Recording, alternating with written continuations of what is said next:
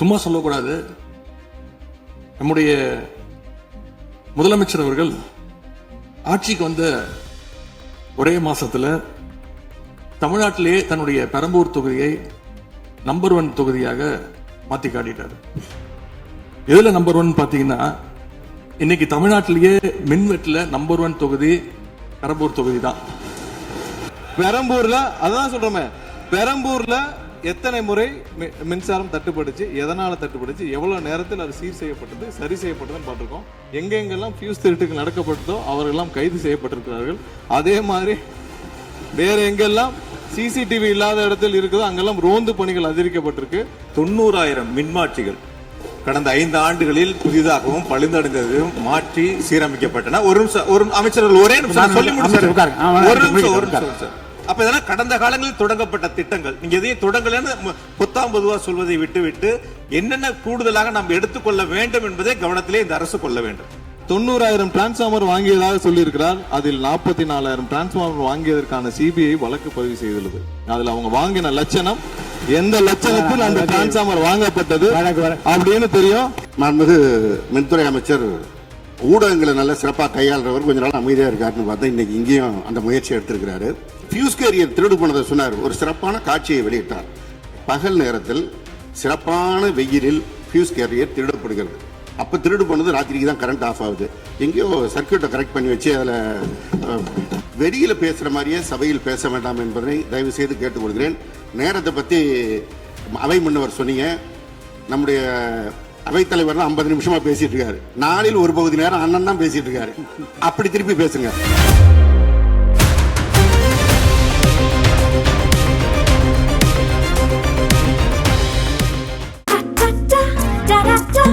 Taste the Milky Mist ice cream. Milky Mist ice creams. ஆச்சி மசாலா. எந்த சமையலும் ருசி தேடும் ரகசியம். 20 ரூபாய். இப்போ இருக்கக்கூடிய மாண்புமிகு அமைச்சர் அவர்களும் சில விளக்கங்களை கொடுத்திருக்கிறார். கார் பார்க்கிங் ஃபெசிலிட்டி என்பதும் ஒரு அத்தியாவசிய தேவைதான். அது ஒன்றும் தேவையில்லாத எல்லாருமே இப்போ கார் வச்சிருக்கிறாங்க. கோயிலுக்கு வரவங்க கார்லையும் தான் வருவாங்க. எனவே அதுவும் ஒரு தேவைப்படுகின்ற ஒரு வசதி தான். நான் கேட்டுக்கொள்வதெல்லாம், எங்களுடைய ஆட்சியில் அறநிலையத்துறை சார்பாக 4 கல்லூரிகளை திறந்திருக்கிறோம். ஆண்டுக்கு 1500 மாணவர்கள் படிச்சுட்டு இருக்கிறாங்க. அதெல்லாம் நீங்க தொடர போறீங்களா, இல்ல அந்த திட்டத்தை கைவிட போறீங்களா அப்படிங்கறதா உங்களுடைய நிலைப்பாடு என்ன என்பதுதான். மாண்புமிகு உறுப்பினர் சொல்லிட்டார். அதாவது ஏற்கனவே கல்லூரிகள் மற்ற அமைப்பில் எந்த விதமான தடையெல்லாம் அதையும் நாங்கள் தொடருவோம் என்ற வார்த்தை அவர் பேசும்போது குறிப்பிட்டிருக்கிறார். நன்றி. பேரவைத் தலைவர் அவர்களே, தமிழ்நாட்டில் இருக்கக்கூடிய 12 மாநகராட்சிகளிலும் தூய்மை பணி செய்வதை தனியார் மயம் செய்ய போகிறதாக தொலைக்காட்சிகளையும் பத்திரிகைகளையும் தொடர்ந்து செய்திகள் வந்து கொண்டிருக்கிறது. கடந்த காலத்துல போராடிய தூய்மை பணியாளர்கள் எல்லாம் நேரில் சந்திச்சிருக்கார் இன்றைய முதலமைச்சர் அவர்கள். ஆட்சிக்கு வந்ததும் தூய்மை பணியாளர்களா பணி நிரந்தரம் செய்வோம் அப்படின்னு அப்ப வாக்குறுதியும் கொடுத்திருக்கிறாரு. ஆனா இன்னைக்கு சொன்னதுக்கு நேர் எதிராக தனியார் மயம் அப்படின்னு செய்திகள் வந்து கொண்டிருக்கிறது. இதற்கும் முதலமைச்சர் அவர்கள் அவருடைய பதில் உரையில விளக்கத்தை தர வேண்டும் என்று கேட்டுக்கொள்கின்றேன். பேரவைத் தலைவர் அவர்களே, சும்மா சொல்லக்கூடாது. நம்முடைய முதலமைச்சர் அவர்கள் ஆட்சிக்கு வந்த ஒரே மாசத்துல தமிழ்நாட்டிலேயே தன்னுடைய பெரம்பூர் தொகுதியை நம்பர் 1 தொகுதியாக மாத்தி காட்டிட்டார். எதுல நம்பர் 1 பாத்தீங்கன்னா, இன்னைக்கு தமிழ்நாட்டிலேயே மின்வெட்டுல நம்பர் 1 தொகுதி பெரம்பூர் தொகுதி தான். அதுவும் ஆளுங்கட்சிக்காரங்க என்ன தெரியுமா பேசிட்டு இருக்காங்க, அண்ணன் பவருக்கு வந்தா தமிழ்நாடு மாறும்னு பார்த்தோம். ஆனா அண்ணன் கைக்கு பவர் வந்த நாள்ல இருந்து தமிழ்நாட்டுக்கே பவர் போயிடுச்சு அப்படின்னு இன்னைக்கு ஆளுங்கட்சிக்காரர்கள் பேசிட்டு இருக்கிறாங்க. மாண்புமிகு மின்துறை அமைச்சர், மாண்புமிகு பேரவைத் தலைவர் அவர்களே, மாண்புமிகு முதல்வர் அவர்களே, மாண்புமிகு எதிர்கட்சி தலைவர் சொல்றப்ப தமிழ்நாட்டுக்கு ஏதோ மின்வெட்டு இருக்குன்னு சொல்லியிருந்தாரு. நாங்கள் ஒவ்வொரு நாளும் தமிழ்நாட்டில் எங்கெங்க எதனால மின்வெட்டு விழுதுன்னு நம்ம பப்ளிஷ் பண்ணிட்டே வரோம். டேஷ்போர்ட் பப்ளிஷ் பண்ணிட்டே வரோம். அதுல எதனால என்ன காரணம்னு சொல்லிட்டே வரோம். இந்த துறை ஏன் இப்படி இருக்குன்னு நாங்க ஏற்கனவே தெளிவா சொல்லிடுறோம். இந்த துறையோடைய இன்னைக்கு நிதிநிலை அறிக்கையில இந்த துறையில 2.5 லட்சம் கோடி கடன் இருக்கு. அது இல்லாமல் இந்த துறையில எந்தவித இன்ஃப்ராஸ்ட்ரக்சர் டெவலப்மெண்ட்டும் இவங்க வந்து கடந்த 5 ஆண்டுகள் 15 ஆண்டுகள் செய்யப்படவில்லை. இது சம்பந்தமாக விரிவான வெள்ளை அறிக்கை விரைவில் வெளியிடப்படும் நம்ம ஏற்கனவே சொல்லியிருக்கோம். அது இல்லாமல் இந்த துறைக்கு கடந்த 5 ஆண்டுகளாக எவ்வளவு பேர் ஆள் எடுத்தார்கள் என்று, எவ்வளவு பேர் வேலைக்கு ஆள் எடுக்கப்பட்டது என்பதையும் நாங்கள் விளக்க இன்னும் ஒரு சில நாட்கள்ல இதற்கான விளக்கமாக வெள்ளை அறிக்கையை நாங்கள் கண்டிப்பாக வெளியிடுவோம். இந்த துறையில் பாத்தீங்கன்னா இப்ப வந்து வேக்கண்ட் மட்டும் 70,000 வேக்கண்ட் இருக்கு. இது எல்லாம் சீரமைத்து இந்த ஒரு வாரமாக 10 நாட்களாக மொத்தம் 125 குழுக்கள் அமைக்கப்பட்டிருக்கு. இந்த துறையில வந்து நம்ம வந்து எதனால இந்த மின்வெட்டுகளை சரி செய்ய 125 குழுக்கள் அமைக்கப்பட்டு 500 பேர் வந்து வெளியிலிருந்து கான்ட்ராக்ட்லாம் எடுக்கப்பட்டு எங்கெங்கெல்லாம் மின்வெட்டுகள் இருக்கோ அது சரி செய்யப்பட்டிருக்கு. கடந்த ஒரு வாரமா நீங்க பார்த்திருப்பீங்க, ஒவ்வொரு நாளும் எதனால் மின்சாரம் தட்டுப்படுதுன்னு சொல்லி பப்ளிஷ் பண்ணிட்டே இருக்கோம். பொதுவாக குற்றச்சாட்டுகள் சொல்லுவதை தவிர்த்து விட்டு எங்க ஸ்பெசிபிக்கா எந்த நாள்னு சொல்லிட்டு பெரம்பூர்ல அதான் சொல்றோமே, பெரம்பூர்ல எத்தனை முறை மின்சாரம் தட்டுப்படுச்சு, எதனால தட்டுப்படுச்சு, எவ்வளவு நேரத்தில் அது சீர் செய்யப்பட்டது, சரி செய்யப்பட்டதுன்னு பார்த்திருக்கோம். எங்கெங்கெல்லாம் ஃபியூஸ் திருட்டுக்கு நடக்கப்பட்டதோ அவர்களெல்லாம் கைது செய்யப்பட்டிருக்கிறார்கள். அதே மாதிரி வேற எங்கெல்லாம் சிசிடிவி இல்லாத இடத்தில் இருக்குதோ அங்கெல்லாம் ரோந்து பணிகள் அதிகரிக்கப்பட்டிருக்கு. கடந்த 10 நாட்களாக எங்கெங்கெல்லாம் தேவையில்லாமல் மின்வெட்டுகள் ஏற்படுத்தப்பட்டதோ, ஓவர்ஃப்ளோ லோடு அதிகமாக அனுப்பப்பட்டு அதெல்லாம் உடனடியாக சீரமைக்கப்பட்டிருக்கு. ஒவ்வொரு நாளும் குறைஞ்சது 50-55 இடத்துல வந்து மின்சாரம் தட்டுப்பாடு அங்கங்க மின்வெட்டு ஏற்படுது. சோ அதுல 35 இடத்துக்கு கீழேயாவது 1 மணி நேரத்துக்குள்ள சரி செய்யப்பட்டு வருகிறது. அதுக்கான டேஷ்போர்டுக்கு தெளிவாக எதிர்க்கட்சி தலைவர் பார்த்து விட்டு பேசினால் நன்றாக இருக்கும். மாண்புமிகு முன்னாள் அமைச்சர் மாண்பு உறுப்பினர் செந்தில் பாலாஜி அவர்கள். மாண்புமிகு பேரவைத் தலைவர்களே, எங்களுடைய எதிர்க்கட்சி தலைவர்கள் சொன்னார்கள் மின்வெட்டு சம்பந்தமாக. இப்போதைய அமைச்சர் அவர்கள் அது குறித்து கருத்துக்களை சொன்னார்கள். கடந்த 5 ஆண்டுகளில் சீரான மின் விநியோகத்திற்கு 393 துணை மின் நிலையங்கள் அறிவிக்கப்பட்டு அதற்கான பணிகள் பெரும்பான்மையாக முடிக்கப்பட்டு பயன்பாட்டிற்கு கொண்டு வரப்பட்டிருக்கின்றன. ஒவ்வொரு ஆண்டும் தேவைக்கேற்ப கூடுதல் மின் தேவை ஏற்படுகின்ற பொழுது அதற்கான ஏற்பாடுகள் செய்யப்பட்டு புதிய மின் உற்பத்தி திட்டங்கள் வரை அறிவிக்கப்பட்டு அது செயல்பாட்டுக்கு கொண்டு வரப்பட்டிருக்கின்றன. ஏறத்தாழ 90,000 மின்மாற்றிகள் கடந்த 5 ஆண்டுகளில் புதிதாகவும் பழுந்தடைந்ததையும் மாற்றி சீரமைக்கப்பட்டன. ஒரு அமைச்சர்கள் ஒரே நிமிஷம் சொல்லி முடிச்சார். அதாவது ஒவ்வொரு ஆண்டும் கூடுகின்ற பொழுது மின் தேவை கூடுகின்ற பொழுது அதற்கான ஏற்பாடுகளை நிர்வாக ரீதியாக செய்ய வேண்டியது அரசினுடைய கடமை. ஒரு அரசு பொறுப்பேற்ற பிறகு முதல் முறையாக அந்த அரசினுடைய துறையினுடைய உயர் அதிகாரிகளை அழைத்து ஆய்வுக் கூட்டங்களை நடத்தி என்னென்ன குறைபாடுகள் இருக்கின்றன, அதை எப்படி நிவர்த்தி செய்யலாம் என்பது களையெடுக்க வேண்டியது அரசினுடைய கடமை, துறையினுடைய கடமை.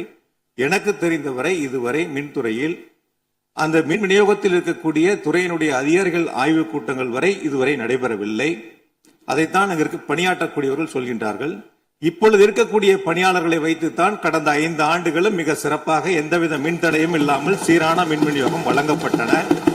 எனவே கடந்த காலங்களில் இருக்கக்கூடிய குறைகளை தொடர்ச்சியாக ஒரே கருத்துக்களை முன்வைப்பதை விட இந்த அரசு துறையினுடைய அதிகாரிகளை அழைத்து ஆய்வுக் கூட்டங்களை நடத்தி கடைமுறை வரை மின் விநியோகம் சீராக எடுத்து செல்வதற்கான முன்னெடுப்புகளை எடுக்க வேண்டும்.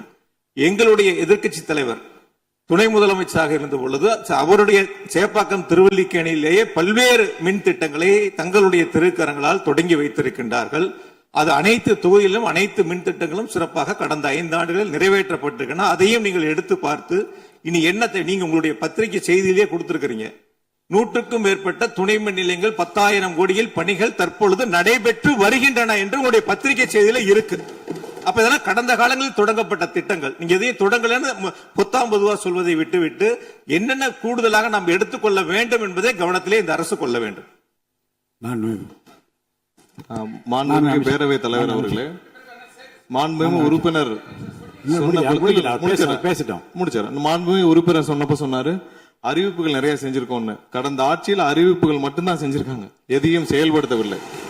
அது இல்லாமல் அவர் சொல்லியிருக்கிறார், நாங்கள் அது சம்பந்தமாக வெள்ளை அறிக்கை 2 நாள்ல வெளியிடுவோம். நீங்க அமைதியா இருக்கலாம், 2 நாள்ல அது சம்பந்தம் வெளியிடுவோம். அது இல்லாமல் 90,000 டிரான்ஸ்பார்மர் வாங்கியதாக சொல்லியிருக்கிறார். அதில் 44,000 டிரான்ஸ்பார்மர் வாங்கியதற்கான சிபிஐ வழக்கு பதிவு செய்துள்ளது. அதுல அவங்க வாங்கின லட்சணம், எந்த லட்சணத்தில் அந்த டிரான்ஸ்பார்மர் வாங்கப்பட்டது அப்படின்னு தெரியும். அது இல்லாமல் அதற்கு முன்னால் இருந்த மின்சாரத்துறை அமைச்சர் அங்கே அமைதியாக உட்கார்ந்து இருக்கிறார். முன்னாள் இருந்த மின்சாரத்துறை அமைச்சர் அமைதியா உட்கார்ந்து இருக்கிறார். இது தேவையற்ற விவாதத்தை எழுப்ப வேண்டாம். 2 நாட்கள்ல வெள்ளை அறிக்கை வெளியிடப்படும். அதற்கப்புறம் இது சம்பந்தமாக அதற்கப்புறம் மின்சாரத்துறை மானிய கோரிக்கை சம்பந்தமாக அடுத்து மின்சாரத்துறை மானிய கோரிக்கை வரும்பொழுது தெளிவாக பேசிக் கொள்ளலாம். ஏற்கனவே நீங்கள் செஞ்ச எல்லாமே எவ்வளவு தூரம் டிரான்ஸ்பார்மர் வாங்குனீங்க எல்லாமே சிபிஐல 3 வருடம் கடுமையான போராட்டத்திற்கு அப்புறம் சிபிஐல வழக்கு இருக்கு. எல்லாம் விரிவாக மின்சாரத்துறை மானிய கோரிக்கை அப்ப பேசிக்கலாம். 2-3 நாட்களில் வெள்ளை அறிக்கை வெளியிடப்படும். அப்போ பேசிக் கொள்ளலாம். வழக்கு விசாரணை உள்ளதை பற்றி மாண்பு அமைச்சர் பேசியது நீக்கப்படுகிறது. லட்சணம் என்ற வார்த்தை நீக்கப்படுகிறது. மாண்பு எதிர்க்கட்சி தலைவர் அவர்கள் இனி குறுக்கீடுக்கு அனுமதி இல்லை. மாண்பு எதிர்க்கட்சி தலைவர் இன்னைக்கு அவங்க பேசி முடிக்கணும். மாண்பு எதிர்க்கட்சி தலைவர் சரி விடுங்க. என்ன சொல்லுங்க, சீர்கமா சொல்லுங்க. மாண்புமிகு பேரவைத் தலைவர் அவர்களே, மாண்புமிகு அமைச்சர் அவர்கள் கடந்த 15 ஆண்டுகளாக என்று ஒரு வார்த்தையை சொல்லியிருக்கிறார். கடந்த 15 ஆண்டுகளுக்கு முன்பாக மாண்புமிகு இதய தெய்வம் புரட்சி தலைவி அம்மா அவர்கள் தமிழகத்துடைய முதலமைச்சராக இருந்த பொழுது தமிழகத்தை மின் மிகை மாநிலமாக மாற்றி தமிழ்நாட்டிற்கு தேவையான மின் உற்பத்தியை விட அதிகமாக உற்பத்தி செய்து அண்டை மாநிலங்களான கேரளா, கர்நாடகா, ஆந்திரா போன்ற மாநிலங்களுக்கு மின்சாரத்தை விற்பனை செய்த மாநிலம் தமிழ்நாடு என்பதை இந்த அவையிலே பதிவு செய்கிறேன். எல்லாம் வெள்ளை அறிக்கை வருகிற போது எல்லாம் வெட்ட வெளிச்சம் ஆகிவிடும். அதுக்கப்புறம் பேசுங்க, நீங்க பேசுங்க. எதிர்க்கட்சி தலைவர் அவர்கள். மாண்பு பேரவைத் தலைவர்களே, மாண்புமிகு மின்துறை அமைச்சர் ஊடகங்களை நல்ல சிறப்பாக கையாளுறவர் கொஞ்ச நாள் அமைதியா இருக்காருன்னு பார்த்தா இன்னைக்கு இங்கேயும் அந்த முயற்சி எடுத்திருக்கிறாரு. எத்தனை கோடி கடன் இருக்கிறது இன்னைக்கு நேத்து இல்ல. இது சேவைத்துறை, போக்குவரத்து துறை, மின்துறை, இதெல்லாம் சேவைத்துறை. லாப நட்டம் பார்க்கிற விஷயம் இல்லை. கடன் இருந்தாலும் பொதுமக்களுக்கு மின்சாரம் சென்று சேர்கிறதுங்கிறது முக்கியமான பிரச்சனை. கடந்த 5 ஆண்டுகள்ல இந்த பிரச்சனை இல்லாம இதே கடனோடு இதே ஊழியர் பற்றாக்குறையோடு தான் செயல்படுத்தினோம்.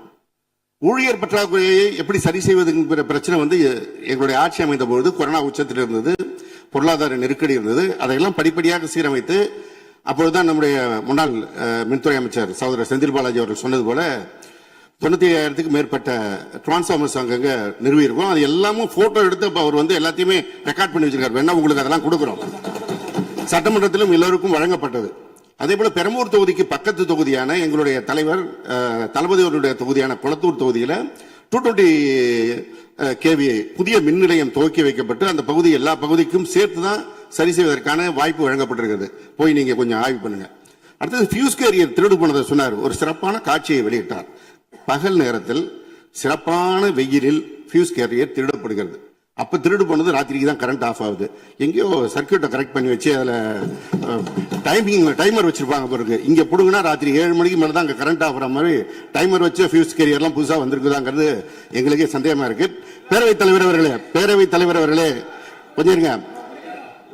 ஒரு புகார் சொல்லுகிற போது இந்த ஃபியூஸ் கேரியர் முன்னவர் மாண்பு பேரவைத் தலைவர் அவர்களே, முன்னாள் மின்துறை அமைச்சர் விளக்கத்தை சொன்னார். அதையே நீங்கள் கோடிட்டு நீங்களும் பல்வேறு விளக்கங்களை சொல்வது இந்த சபையில் உடைய நேரத்தை போக்குவது மட்டுமல்ல, சபைக்கு மீண்டும் உங்களுக்கு பதிலளிக்க வேண்டிய நேரம் இருக்கிறது. எதிர்க்கட்சி தலைவர் அவர்கள் பேச வேண்டிய நேரம் இருக்கிறது. ஆகவே நீங்கள் இந்த நேரத்தை தவிர்த்து நீங்கள் பேசுகிற போது இந்த கருத்துக்களை சொல்லலாம். எதிர்க்கட்சி தலைவர் அவர்கள் நீங்க பேசலாம். முடிச்சிட்டீங்க. ஃபியூஸ் கேரியர் திருடு போறது மாத்திரம் இல்ல, தனிப்பட்ட நபர்களுடைய மோட்டார்ல இருக்கிற காப்பர் வயருக்காக திருடுவது என்பது காலங்காலமாக நடந்து வருவது. ஏதோ ஃபியூஸ் கேரியர் அதுல இருக்கிற காப்பருக்காக திருடினாங்கன்னு இப்போ ஒரு கண்டுபிடிப்பை வெளியிட்டு இருக்கீங்க. இது தனியாருக்கு நடப்பது, அரசுக்கும் நடப்பது. ஆனால் அந்த ஃபியூஸ் கேரியர் எந்த நேரத்தில் திருடப்பட்டது என்ற காட்சியை நீங்கள் தான் வெளிப்படுத்தினீர்கள். அதற்கும் இதற்கும் சம்பந்தம் இல்லை. எனவே வெளியில பேசுற மாதிரியே சபையில் பேச வேண்டாம் என்பதை தயவு செய்து கேட்டுக்கொள்கிறேன். நேரத்தை பத்தி அவை முன்னவர் சொன்னீங்க. நம்முடைய அவைத்தலைவர் தான் 50 நிமிஷமா பேசிட்டு இருக்காரு. நாளில் ஒரு பகுதி நேரம் அண்ணன் தான் பேசிட்டு இருக்காரு. அப்படி திருப்பி பேசுங்க. எதிர்க்கட்சி தலைவர் அவர்களே, அவைத்தலைவரை பற்றி சொல்லவே கூடாது, சபையில் இடம்பெறக்கூடாது என்பதை தெரிவித்துக் கொள்கிறேன். எதிர்க்கட்சி தலைவர் அவர்கள். பேரவைத் தலைவர் அவர்களே, நான் கேட்டுக்கொள்வதெல்லாம் நீங்க இந்த மின்வெட்டு பிரச்சனையால தமிழ்நாட்டை இருட்டாக்கி முதலீடுகளை கோட்டை விட்டுறாதீங்கன்னு தான் உங்களை எல்லாம் கேட்டுக்கொள்கின்றேன். அதே மாதிரி நம்முடைய மின்சாரத்துறை அமைச்சர் 2 நாட்கள் பொறுமையா இருங்கன்னு சொல்லும் போது எனக்கு அடுத்த 2 நாட்களுக்கு தமிழ்நாட்டில் மின்சாரம் இருக்குமா இல்லையா, இல்ல நாங்க எல்லாமே பொறுமையா இருக்கணும்னு அதை சிம்பாலிக்கா சொல்றாரா அப்படிங்கிற சந்தேகம் எனக்கு இருக்கு. இன்னைக்கு எங்க பார்த்தாலும் அறிவிக்கப்படாத ஒரு மின்வெட்டாக இருக்கு. குடும்பங்கள்லாம் குழந்தைங்களை கூப்பிட்டு வந்து சாலை மறியலில் ஈடுபட்டு இருக்கிறாங்க. சில நாட்களுக்கு முன்பு எங்களுடைய திராவிட முன்னேற்ற கழகத்தின் சார்பாக ஒரு பொதுக்கூட்டம் அம்பத்தூர்ல ஒரு பொதுக்கூட்டம் ஏற்பாடு பண்ணியிருந்தோம். அங்க வந்து எங்களுடைய முன்னாள் அமைச்சர், இப்போ சட்டமன்ற உறுப்பினர் அண்ணன் தங்கம் தென்னரசு அவர்கள் சிறப்பு பேச்சாளராக போயிருந்தார். அவர் பேச ஆரம்பிச்சோடனே கரண்ட் கட் ஆயிடுச்சு. 30 நிமிஷம் வரைக்கும் காத்திருந்து நாங்க என்ன பண்ணிட்டோம், பொதுக்கூட்டத்தை அரசுக்கு எதிரான ஒரு ஆர்ப்பாட்டமா மாத்தி, கரண்டே வரல, ஆர்ப்பாட்டமா நடத்தி முடிச்சிட்டோம்.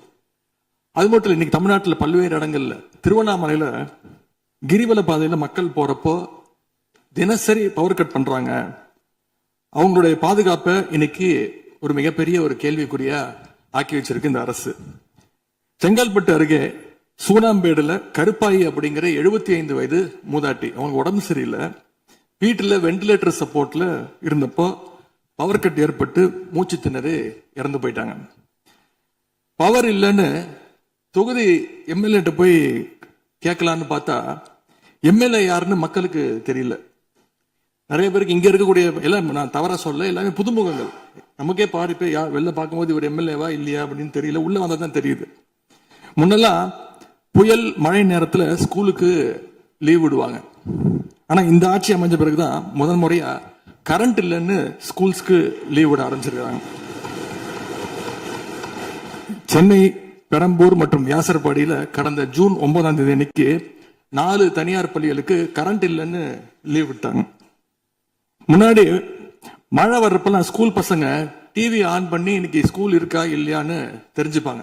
ஆனா இப்பெல்லாம் டிவி ஆன் பண்ண முடியலன்னு தெரிஞ்சுக்கிறாங்க, சரி இன்னைக்கு கரண்ட் இல்லை, இன்னைக்கு ஸ்கூல் லீவ் தான் அப்படின்னு. ஸோ ஒரு மிகப்பெரிய ஒரு அட்வான்ஸ் டெக்னாலஜி இந்த அரசு உருவாக்கி இருக்கு. எதிர்கட்சியான எங்க பொதுக்கூட்டத்துல தான் பவர் கட் ஆகுதோன்னு நான் கூட நினைச்சிட்டு இருந்தோம், வருத்தப்பட்டோம்.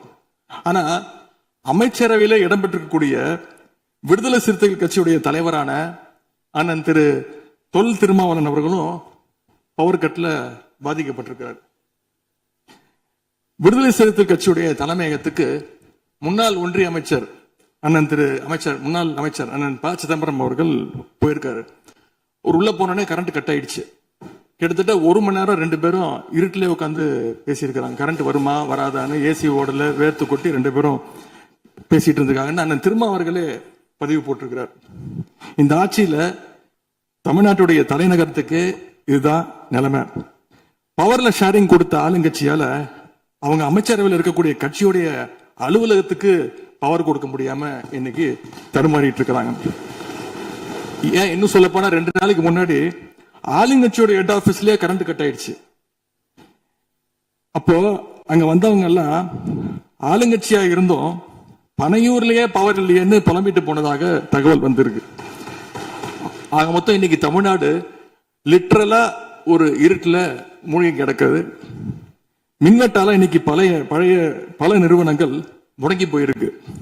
குறிப்பா எம்எஸ்எம்இன்னு சொல்லப்படுற குறு சிறு நிறுவனங்கள் எல்லாம் என்ன பண்றதுன்னு தெரியாம புலம்பிட்டு இருக்கிறாங்க. ஏற்கனவே மேட்டூர்ல ஜூன் 12ஆம் தேதி நீங்க தண்ணி திறந்து விட்டுருக்கணும், திறந்து விடல. மின்வெட்டால மோட்டார் பம்ப் செட்டு மூலமும் விவசாயம் பண்ண முடியலன்னு விவசாயிகள் இன்னைக்கு போராடிட்டு இருக்கிறாங்க. மின்வெட்டுக்கு ஒவ்வொரு நாளும் ஒவ்வொரு விளக்கத்தை இந்த அரசு சார்பாக கொடுத்துட்டு இருக்கிறீங்க. லோடு அதிகமா இருக்குன்னு சொன்னாங்க. இன்னும் ஒரு படி மேல போய் இன்னைக்கு ஃபியூஸ் கேரியரை எடுத்துட்டு போயிடுறாங்கன்னு சொல்லிட்டு இருக்கிறாங்க. இப்படி சொன்னதும் இந்த ஆட்சிக்கு வெளியில இருந்து ஆதரவு கொடுக்கக்கூடிய மார்க்சிஸ்ட் கம்யூனிஸ்ட் கட்சியை சேர்ந்த எழுத்தாளர் திரு ஆதவன் தீட்சணே அவர்கள் ஒரு பதிவு போட்டிருக்கிறார். என்ன தெரியுமா எழுதியிருக்கிறாரு? கேரியரின் உச்சத்தில் ஆரம்பித்து டிஃபன் கேரியர்ல போய் நின்று இன்னைக்கு ஃபியூஸ் கேரியர்ல முடிந்திருக்கக்கூடிய ஆட்சி அப்படின்னு திரு ஆதவன் தீட்சணே எழுத்தாளர், மார்க்சிஸ்ட் கம்யூனிஸ்ட் கட்சி அவர் சேர்ந்தவர் பதிவு போட்டிருக்கிறார். பவர் கட்டுக்கு இவங்க சொல்ற காரணங்கள் எதையுமே மக்கள் ஏத்துக்கலன்னு தெரிஞ்சதும் இவங்களோட வழக்கமான ஒரு ஆயுதத்தை கையில் எடுத்துட்டாங்க. என்ன தெரியுமா அது ஆயுதம்? எல்லாத்துக்கும் திமுக தான் காரணம் அப்படின்னு சொல்றது. இப்ப பவர் கட்டுக்கும் திமுக தான் காரணம்னு சொல்ல ஆரம்பிச்சுட்டாங்க. இப்படி பழி போடுறதுல காட்டுற வேகத்தை பவரை மீண்டும் கொண்டு வரதுல காட்டினா கொஞ்சம் சிறப்பா இருக்கும். எங்க ஆட்சியில ஏற்படாத மின்வெட்டு இந்த ஆட்சியில தொடர்ந்து இவ்வளவு அதிகமாக ஏற்பட என்ன காரணம்? அரசுடைய நிர்வாக திறமையின்மையா இல்ல உண்மையிலேயே ஏதாவது டெக்னிக்கல் இஷ்யூஸ் இருக்கா?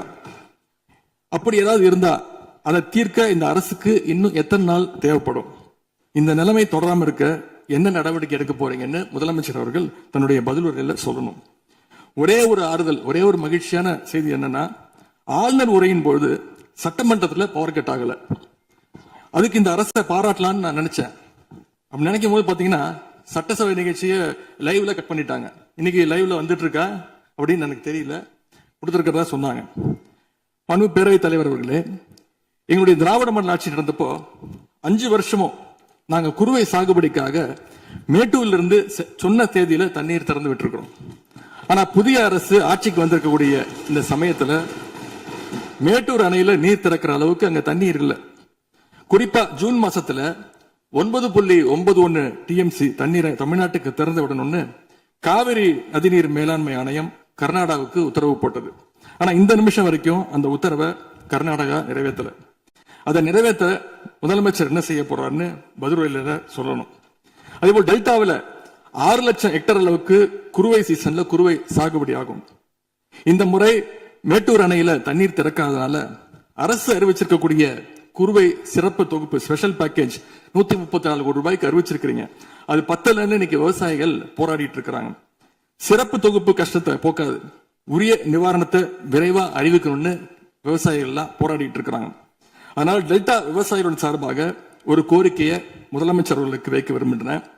தமிழ்நாடு முழுக்க போராடி இருக்கக்கூடிய அனைத்து விவசாய சங்க பிரதிநிதிகளையும் அழைச்சு முதலமைச்சர் அவசரமாக ஒரு ஆலோசனை கூட்டத்தை நடத்த வேண்டும். காலதாமதம் இல்லாம விரைவா அந்த கூட்டம் நடத்தப்பட வேண்டும்னு கோரிக்கை வைக்கிறேன். அவங்களுடைய கோரிக்கைகளை நிறைவேற்றி கொடுக்கிறதுக்கான அனைத்து நடவடிக்கைகளையும் அரசு எடுக்க வேண்டும். விவசாயிகளுக்கு இன்னொரு பெரிய பிரச்சனையும் ஏற்பட்டிருக்கு. தேர்தலுக்கு முன்பு நீங்க சொன்ன வாக்குறுதி 5 ஏக்கர் வரைக்கும் நிலம் வச்சிருக்கிற விவசாயிகளுக்கு முழுமையான பயிர்க்கடி தள்ளுபடின்னு நீங்க தான் சொன்னீங்க. ஆனா விவசாயிகளை இன்னைக்கு சிறு குறு விவசாயிகள்னு பிரிச்சு அதுலயே நிறைய ஸ்லாப்ஸ் ஏற்படுத்தி வச்சிருக்கிறீங்க. 1 லட்சம் அளவுக்கு கடன் வாங்கி இருந்தா 5000 ரூபாய் வரைக்கும் தான் தள்ளுபடி கிடைக்கும் அப்படின்ற நிலைமையை இன்னைக்கு உருவாக்கி இருக்கீங்க. அதுக்கப்புறம் அதுலயும் ஒரு சேஞ்ச் கொண்டு வந்தீங்க. 75,000 ரூபாய் வரைக்கும் வாங்கினவங்களுக்கு முழு தள்ளுபடின்னு சொல்லியிருக்கிறீங்க. இப்போ அதுல இன்னொரு சேஞ்ச் என்னன்னா, ஒரே குடும்பத்தில் உள்ள 3 நபர்கள் வரை கடன் பெற்றிருந்தாலும் தற்பொழுது ஒரு குடும்ப அட்டைக்கு ஒரு வேளாண் கடன் மட்டுமே தள்ளுபடி செய்ய அரசாணை வழங்கப்பட்டிருக்கு. எங்களுடைய ஆட்சியில, கடந்த கால ஆட்சிகள்ல இதெல்லாம் முழு தள்ளுபடி கொடுத்திருக்கிறோம். எனவே அதையும் இந்த விவசாயிகளை இதுக்கு மேல குழப்பாம இந்த அரசு முடிவெடுக்க வேண்டும் என்று நான் கேட்டுக்கொள்கின்றேன். அரசினுடைய இந்த ஏமாற்று அறிவிப்பை கண்டிச்சு போராட்டம் நடத்தின விவசாயிகள் மேல தடியடியும் நடத்தியிருக்கீங்க. தேர்தல் பிரச்சாரத்தின் போது முதலமைச்சர் சொன்னாரு, எனக்கு இன்னொரு ஜென்மம் இருந்தா நான் விவசாயியா பிறக்கணும்னு ஆசைப்படுறேன்னு முதலமைச்சர் சொல்லியிருக்கிறார். ஆனா இன்னொரு பக்கம் விவசாயிகள் மேல தடியடியும் நடத்தியிருக்கீங்க. விவசாயியா பிறக்க இன்னொரு ஜென்மம்லாம் தேவையில்லை, எப்ப நினைச்சாலும் போய் விவசாயி ஆயிடலாம். ஆகவே வெற்று வார்த்தைகளால விவசாயிகளை ஏமாத்தாம இந்த அரசு செயல்படணும்னு நாங்க விரும்பி கேட்டுக்கொள்கின்றோம். மேட்டூர் அணையை திறக்காது, மேகதாது அணை பிரச்சனை, பயிர்க்கடன் தள்ளுபடியில ஏமாற்றம்னு இந்த 1 மாசத்துல மட்டும் விவசாயிகள் பல சோதனைகளை சந்திச்சிருக்கிறாங்க. இன்னும் பேரவைத் தலைவர் அவர்களே, இன்னொரு முக்கியமான விஷயம், இந்த ஆட்சியில அரசு பள்ளிகள்ல நடக்கிற கூத்தெல்லாம் பார்க்கும்போது ரொம்ப அதிர்ச்சியாக இருக்கின்றது. முன் எப்போதும் இல்லாத வகையில அரசு பள்ளிகளுக்குள்ள சட்டமன்ற உறுப்பினர்கள் போறாங்க. தப்பில்ல, போகணும், ஆய்வுகள்லாம் செய்யணும். ஆனா பள்ளி மாணவர்கள் மத்தியில மோசமான கருத்துக்களை கொண்ட பாடல்களை எல்லாம் ஒளிபரப்பி எல்லாரும் டான்ஸ் ஆட சொல்றாங்க. முதலமைச்சரோட போட்டோ மாற்றுறதோ பாடல் போடுறதோ இங்க பிரச்சனை கிடையாது. ஆனா அவங்க என்ன பாட்டை மாணவர்கள் மத்தியில போடுறாங்க அப்படிங்கிறது தான் இங்க இருக்கக்கூடிய பிரச்சனை. மாணவர்களுக்கு தன்னம்பிக்கையும் ஊக்கமும் அளிக்கிற மாதிரியான கருத்தான பாடல்களை போட்டா பரவாயில்ல. ஆனா சினிமா படங்கள்ல வர குத்து பாடல்கள், தவறான அர்த்தம் கொண்ட பாடல்கள் எல்லாம் குழந்தைகள் மத்தியில ஒளிபரப்பி அதை ஏற்கவே முடியாது. எனவே முதலமைச்சர் தலையிட்டு உடனே இதை நிறுத்தணும்னு கேட்டுக்கொள்கின்றேன். அடுத்து மிக முக்கியமான ஒரு பிரச்சனையை இந்த அரசின் கவனத்துக்கு கொண்டு வர விரும்புகிறேன். இன்னைக்கு தமிழ்நாட்டுடைய சட்டம் ஒழுங்கு நிலைமை எப்படி இருக்குன்னு செய்திகளை பார்த்தா அவ்வளவு கொடூரமாக இருக்கிறது. 1 மாசத்துல 200க்கும் மேற்பட்ட பாலியல் குற்றங்கள் நடந்திருக்கு. அதுல 100க்கும் அதிகமான குற்றங்கள் சிறுமிகள் மீதான பாலியல் வன்கொடுமைகள்.